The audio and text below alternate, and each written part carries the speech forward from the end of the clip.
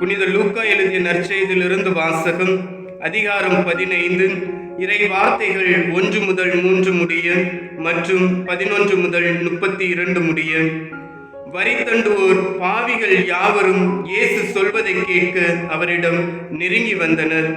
பரிசேயரும் மறைநூல் அறிஞரும் இவர் பாவிகளை வரவேற்று அவர்களோடு உணவருந்துகிறாரே என்று முணுமுணுத்தனர்.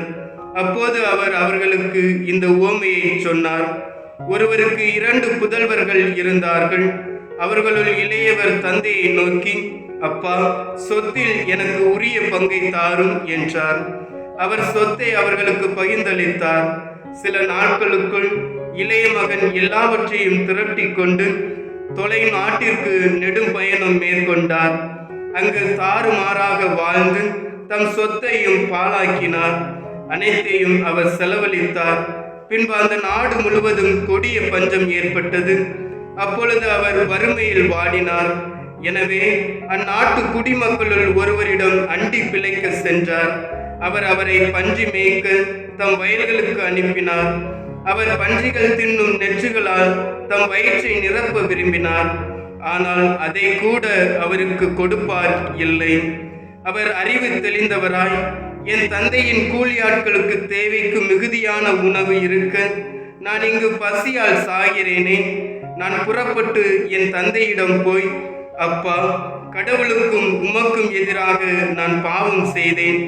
இனிமேல் நான் உம்மிடம் மகன் எனப்பட தகுதியற்றவன். உம்முடைய கூலி ஆட்களுள் ஒருவனாக என்னை வைத்துக் கொள்ளும் என்பேன் என்று சொல்லிக் கொண்டார். உடனே அவர் புறப்பட்டு தம் தந்தையிடம் வந்தார். தொலையில் வந்து கொண்டிருந்த போதே அவர் தந்தை அவரை கண்டு பரிவு கொண்டு ஓடி போய் அவரை கட்டி தழுவி முத்தமிட்டார்.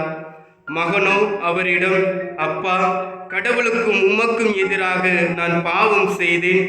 இனிமேல் நான் உம்முடைய மகன் எனப்பட தகுதியற்றவன் என்றார்.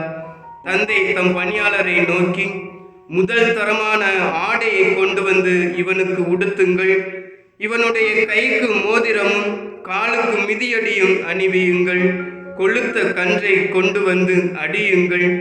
நாம் மகிழ்ந்து விருந்து கொண்டாடுவோம். ஏனெனில் என் மகன் இவன் இறந்து போயிருந்தான், மீண்டும் உயிர் பெற்று வந்துள்ளான். காணாமற் போயிருந்தான், மீண்டும் கிடைத்துள்ளான் என்றார். அவர்கள் மகிழ்ந்து விருந்து கொண்டாடத் தொடங்கினார்கள். அப்போது மூத்த மகன் வயலில் இருந்தார். அவர் திரும்பி வீட்டை நெருங்கி வந்து கொண்டிருந்த போது ஆடல் பாடல்களை கேட்டு ஊழியர்களுள் ஒருவரை வரவழைத்து, இதுவெல்லாம் என்ன என்று வினாவினார். அதற்கு ஊழியர் அவரிடம், உம் தம்பி வந்திருக்கிறார். அவர் தம்மிடம் நலமாக திரும்பி வந்திருப்பதால் உம் தந்தை கொழுத்த கன்றை அடித்திருக்கிறார் என்றார். அவர் சினமுற்று உள்ளே போக விருப்பம் இல்லாதிருந்தார்.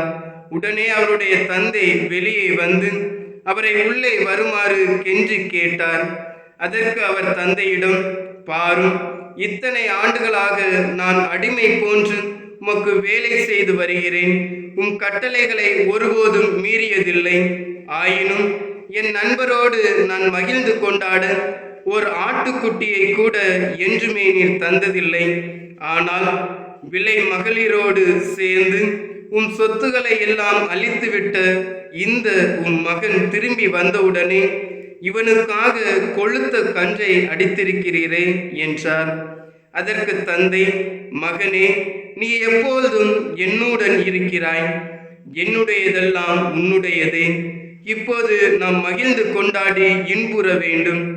ஏனெனில் உன் தம்பி இவன் இறந்து போயிருந்தான், மீண்டும் உயிர் பெற்றுள்ளான்.